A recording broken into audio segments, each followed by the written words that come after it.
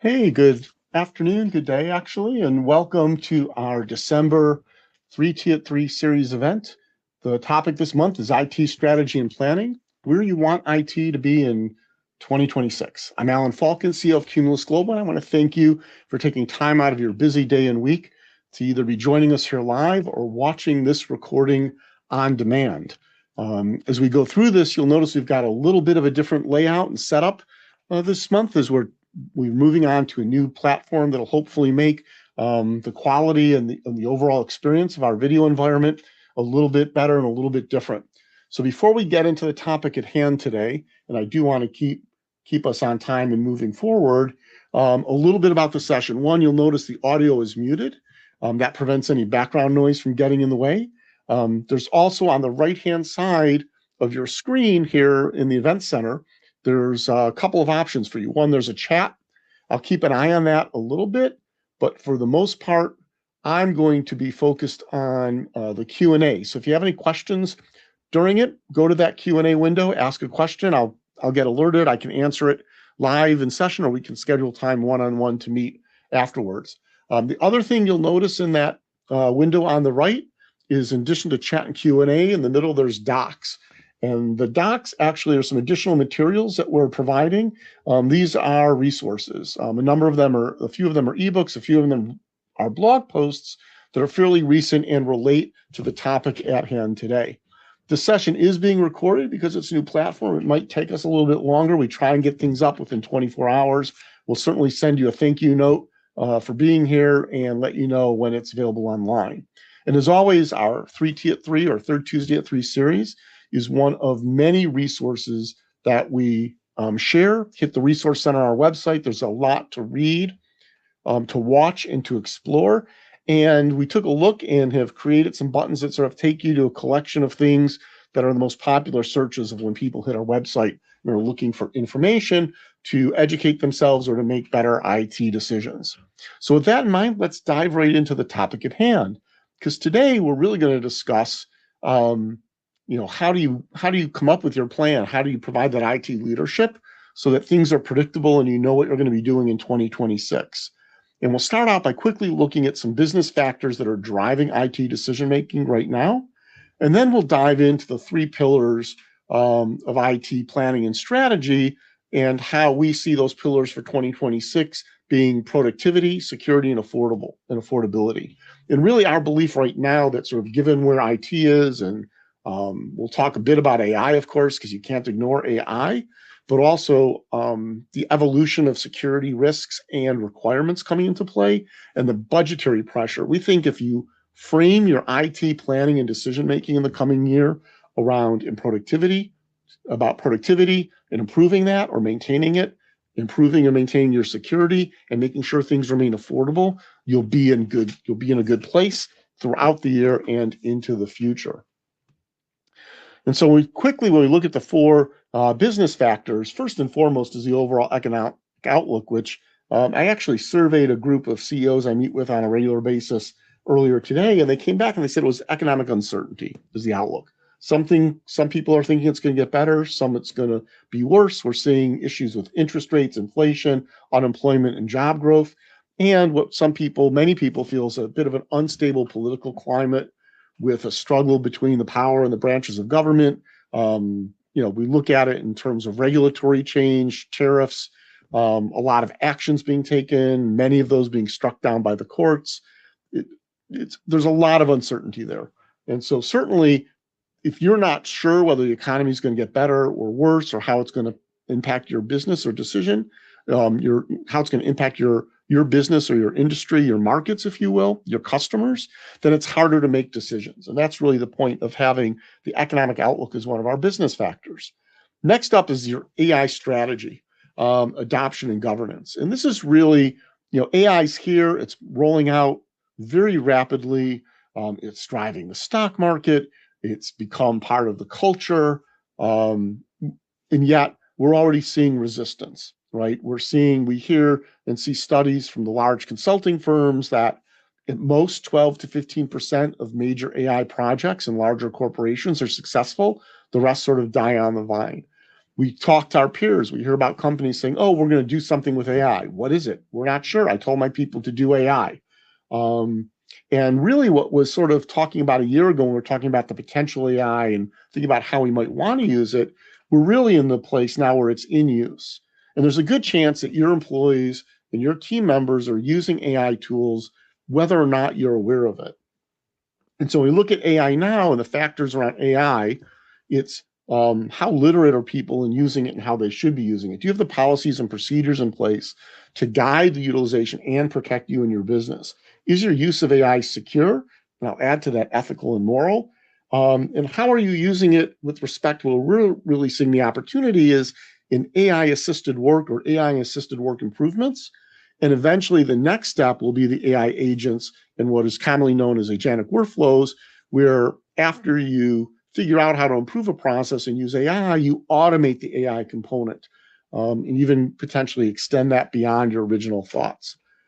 Next up, cybersecurity. It's a survival strategy now. We've got our security CPR trademark model and the services we offer around that, but really we're seeing a convergence of security requirements hitting small businesses pretty hard.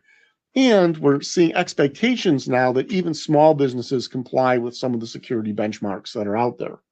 And finally, there's the workforce and cultural evolution. COVID certainly gave us remote work and hybrid work environments that really altered expectations among large populations of the workforce as far as work-life balance, work versus home. And what we really see is whether or not you're pushing people to be back in office or you're staying with a hybrid or remote model, there's a fundamental shift that's happening to outcome-based management. Let's worry less about tasks and hours and more about expectations, results, and the quality of that work.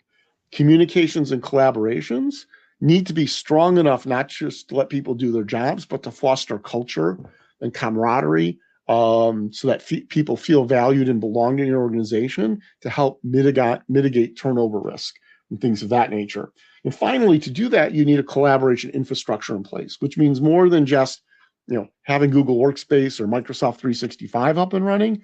It means that folks are using compatible tools, they're sharing common workflows, there are clear expectations of how you expect people to use the infrastructure, what tools and services, and how they're going to work together, and providing that flexible capabilities around availability, particularly for folks who've got employees or team members, contractors, whatever, in multiple time zones.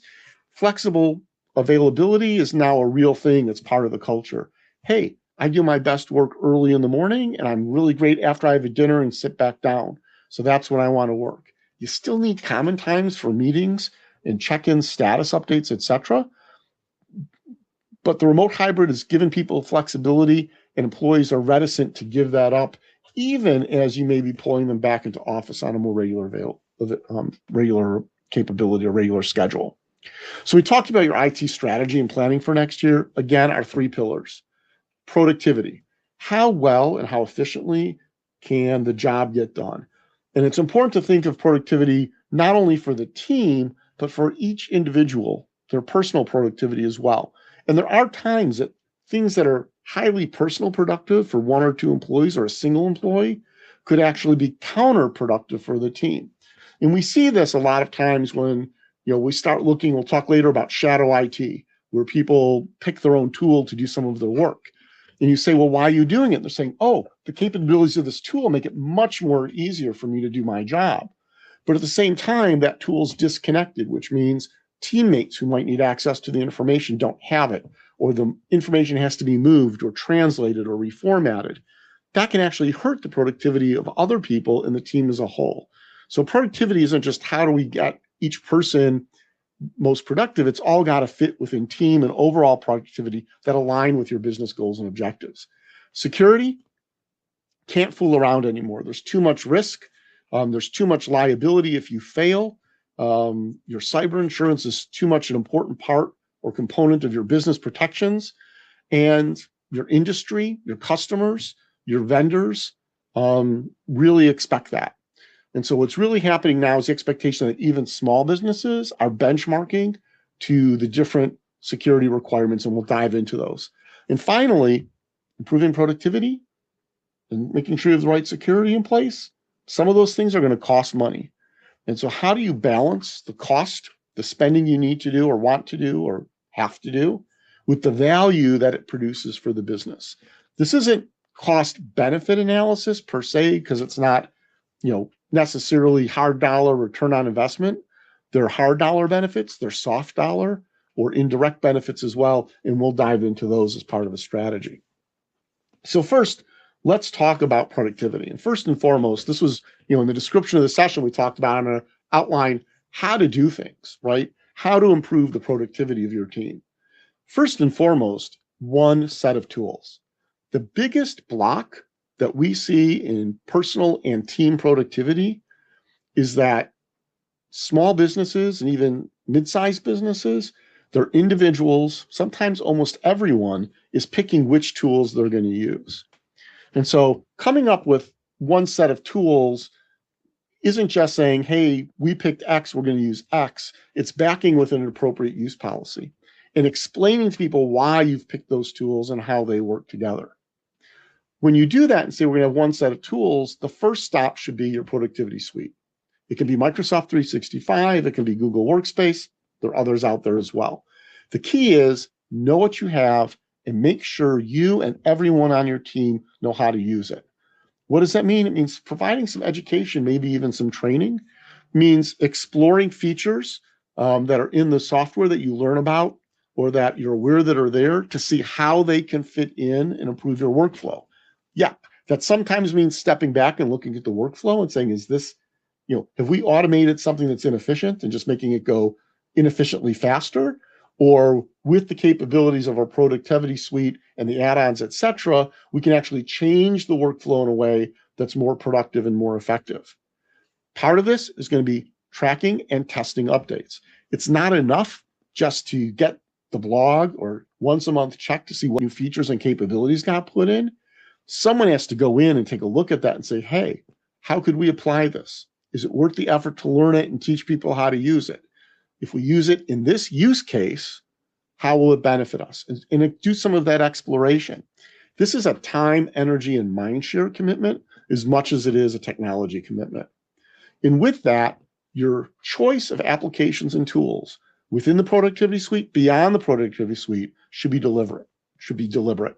Assess what you need, assess the tools and test them. And when you select them, deploy them to everyone who's going to need them. Then you have to educate folks on why you're doing it, what your expectations are, how things are going to change with them for the better, hopefully, and then train them on the use of the tool so it becomes what they do. And part of that one set of tools, and it comes by policy, it comes by action and enforcement, is squash shadow IT. If an employee comes to you and says, hey, I want to use XYZ tool, why? That's the first question. Keep asking why. Be the toddler. Keep asking why. Why do you need that tool? Oh, it does XYZ. Why do you need to do XYZ? Can our other tools do XYZ? Why not? Oftentimes we find that they're looking for a capability that is in the existing tools and systems or the productivity suite, and they're just unaware of it. In some cases, the tools, the capabilities there, but in a different version. And in that case, it's often easier for you to upgrade your productivity suite to add the capability than to start paying for and integrating and ensuring the security of another third-party tool. The other side of productivity right now, given the state of IT, is smart AI adoption. You're already using AI, whether you want to be or not. Your employees are using it, whether you know it or not. There's a good chance your employees are using tools that aren't properly secure, and they may even be sharing sensitive client data in a way that makes them public and violates your contracts or your industry regulations. So smart AI adoption means having an appropriate use policy for AI, letting people know the boundaries, help them understand the security implications and the relationship implications, and set the rules around governance, not just for secure and business use, but to make sure people understand that you expect ethical and moral use of AI. So we're not using AI to obtain intellectual property inappropriately. We're not using AI in a way that could be damaging to the company or to others, things along those lines. With that, it's critically important to identify use cases. Why? Simply saying, hey, we're going to use AI, you're going to flounder, that project, that effort's going to fail. But if you can say, hey, is there a way? And again, be curious. Is there a way we could use an AI tool or an AI prompt or series of prompts or even a simple AI agent to improve this process? Oh, how could we use AI to improve the interactive chat on our website for customer service? How can we use AI to filter incoming service requests and provide the most likely response while still letting people get quickly to a human being if they prefer that, right? How can we use AI to analyze which products and services our customers are using the most so we can make sure our service teams are ready to support those in a bigger way? When you identify the use cases, deploy it, assess how well it's working, and refine. Not every deployment of AI is going to be successful, and some might take 2 or 3 iterations to get it right. As part of this process, you need to share the knowledge. Some of your team are going to be more comfortable than others. Leverage them. Let them be the leaders. It's okay for some people to follow. It's okay for people to say, I'll use AI, but you got to show me what to do. Excellent. Let your leaders experiment, test, deploy, refine, and then share the results. A lot of times organizations let someone take the lead. That person finds a better way to do something or improves the process, and then it stops. If you don't take that knowledge and share it, if you don't formalize it and say, hey, Janet came up with this little AI tool, you run it once a week, it'll help organize your priorities based on customer service sentiment or whatever it might be as an example. We want everyone to use it. Here's how. And make sure that adoption gets formalized. And finally, you need the governance. Starts with the AI appropriate use and actually the thought process when you create that. Make sure your AI is secure. You're not accidentally or incidentally using private or protected information in a way that will disclose it publicly or in a way that will train an AI system without your permission and approval or that of your clients and customers. You want that governance is really about security and it's about ethics. And you want both of those pieces in place. So that's sort of the productivity. And it's really 2 focus. 1, really hone down so you have one set of tools and actively work to make sure you've got the right tools and you're not duplicating your effort. And secondly, smart AI adoption. Take control of it now before it's out of control and you don't have problems. Second pillar is security. We love our security CPR model. Of course we would. It's important to know that CPR stands for communication and education, prevention and protection, and recovery and response. And all 3 components play a critical role in your security environment and how secure your business will be. And core to the security CPR model and our philosophy is understanding your risk. And those are tangible risks as well as intangible risks. So what do I mean by a tangible risk? Tangible risk is, an employee gets a false prey to a phishing attack and shares credentials. And next thing you know, a hacker is changing the wiring instructions on your outgoing invoice. So payments are going to the criminals and not to you. You have a tangible loss that you've lost that revenue. You also have an intangible loss, which is your reputation and your trustworthiness as a business or as a service provider to your clients. You need to understand both those risks because those both come into the value proposition when we talk about spending on security. The next is scale your solutions and your security services to your business. Yes, there are detailed standards and complex standards. Your level of security is really a function of your risk and the size of your business and the nature of your business and how those risks apply to you. And the reality is not every business needs every security capability and feature. And so we work diligently with our clients to understand that 1, the bases are covered, and we'll talk about what that means in just a second, and 2, that the capabilities and the processes in place are appropriate for your business and your level of risk in a way that you can manage them in a way that stay affordable. And really, it comes down to value-based business decisions, understanding the total cost of ownership and operation against your risk and against your potential liability. Okay, and so with that, we make decisions. And again, here's sort of the how-to. 1, there are benchmarks. There are multiple industry standard benchmarks for security For most small and mid-sized businesses, we find the greatest value in the Center for Information Security's critical security controls. The current version is 8.1. It's a set of controls. You can pick the level of each control you need. But then again, based on your business, you might be subject to regulatory standards. There's a good chance that your industry has standards. And within those, even beyond the industry standards, are your contractual obligations. And so how do you get there? How do you say we have enough security? And what's interesting is we sort of come into this over the last few months is when we think about security, not as an endpoint, but as a process. And we found a good framework process for our clients, for small and mid-sized business, to be really creating or updating or rethinking your written information security plan, or WISP. Now, WISPs in some states are required. Massachusetts, for example, every single business that's operating in the state is supposed to have a formalized written information security plan. WISPs are also generally required or acknowledged or expected or preferred, if you will, by your cyber insurance company. And why is it creating or updating your WISP a good process? One, it creates the framework. And in creating the framework, it's going to force you and take you through a process to define your requirements. This is understanding your risks, understanding your industry, your regulatory requirements, your contractual requirements that you have, and saying this is what we need to do to comply with those. From there, you will be identifying your protections and your preventative measures. And this is, again, you can make qualitative and quantitative decisions on how much you do, but it's your responsibility to say, hey, we're meeting our requirements adequately enough for our business and our commensurate level of risk, and we're doing it by you doing X, Y, Z. Now, when you look at the standards might have a requirement, and you say, there's no way, there's overkill. There's different levels by which you can adhere to the requirement. The key is that you make a conscious decision of what those are.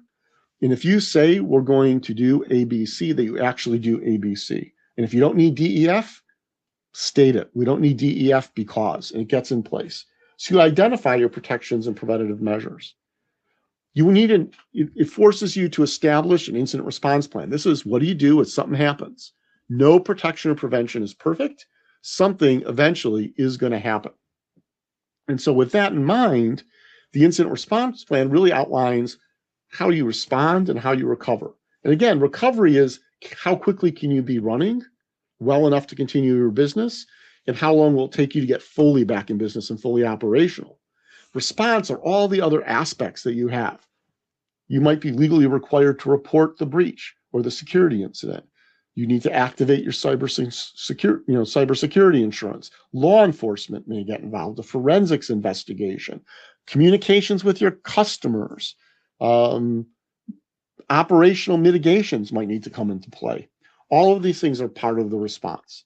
And finally, the written information security plan documents how you're going to monitor how well you comply with the plans and what you're doing and how you enforce compliance.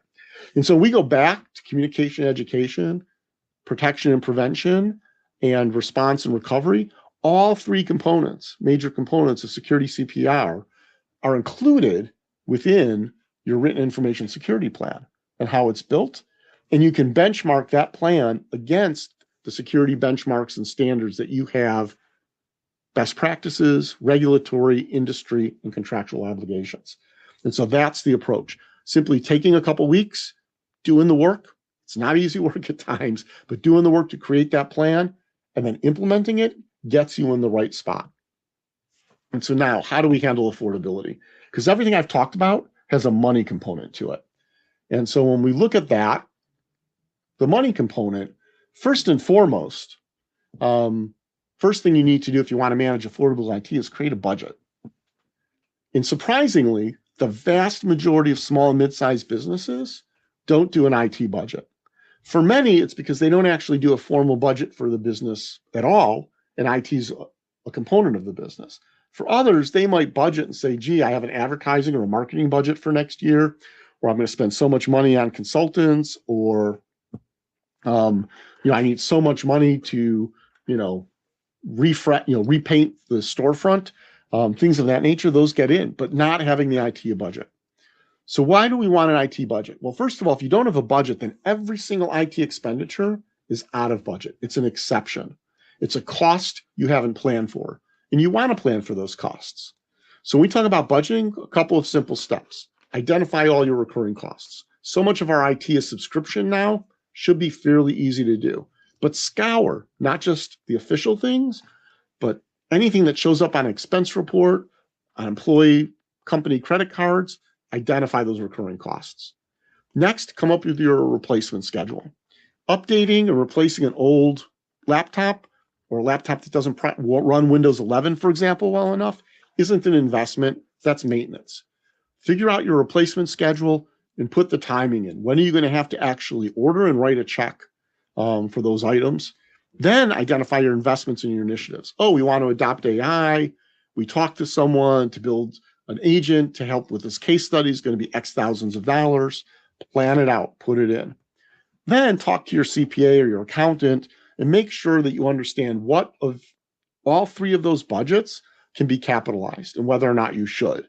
Maybe it's the Section 179 deduction. That means you don't have to amortize it over multiple years, or maybe everything's below the threshold and it just gets expensed. This gets into how financially you measure your business. You want your CFO, your CPA, your accountant, or controller involved. Take those 4 schedules and plans, if you will, consolidate them, boom, you have your budget. And because hopefully you should break all of those out by month, you have an action plan. Oh, we want to roll out the AI agent in May. We have to start and we're going to hire the designer in January. Excellent. You have a high level project plan just based on when you expect to start the project and spend the money. Second aspect of this, once you have a budget, is you got to do some work here. Clean out the clutter. Identify tools, applications, services, equipment that you're not using or that is underutilized and may not be necessary. And sometimes you have things that are nice, but there's one person using it. It's not necessary. It doesn't really, they're used to doing it that way, but it's not benefiting productivity. It's not hurting it. It's sort of neutral. Cut it out. Drop the expenditures.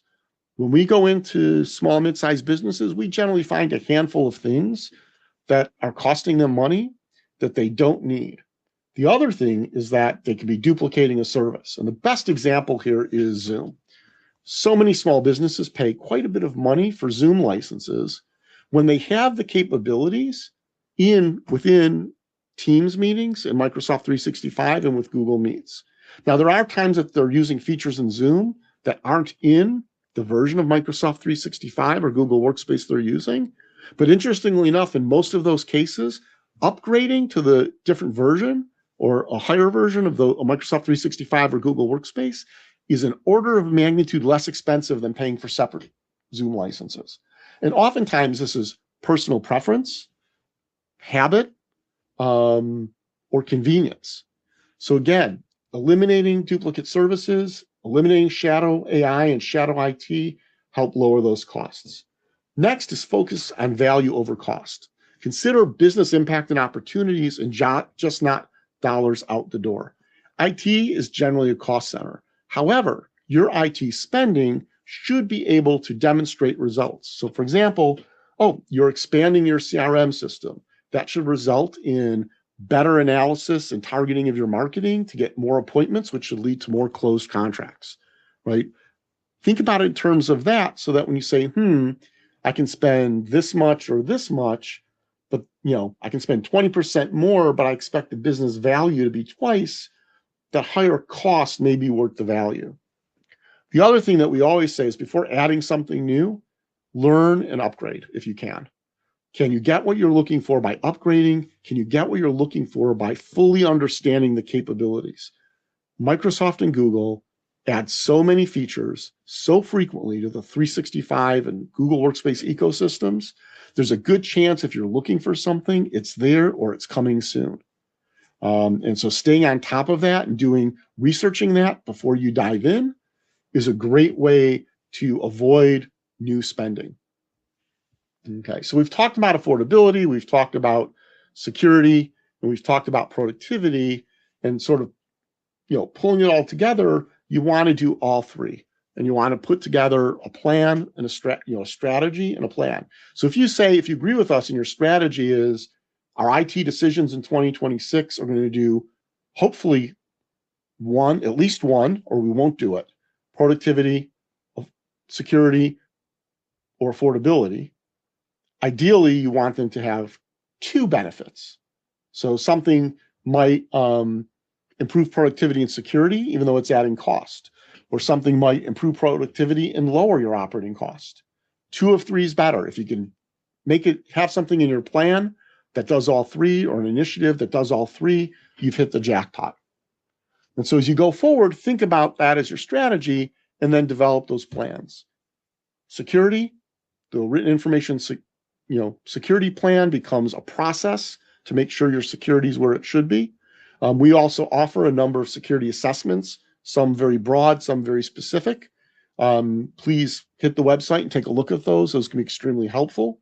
Assess your productivity tools. Again, what are you not using? It's an older study, about 18 months ago. There was a study done that said, 60% of small businesses only use 15% of the capabilities of Microsoft 365 or Google Workspace. It's a pretty, awful statistic, if you ask me. It means we're underutilizing what we have. And then have that budget. Actually create one. Think through. It'll help you make the hard decisions and decide when additional spending is warranted. Okay. So in that mind, no one's hit the Q&A section to ask any questions. Let me go check the chat.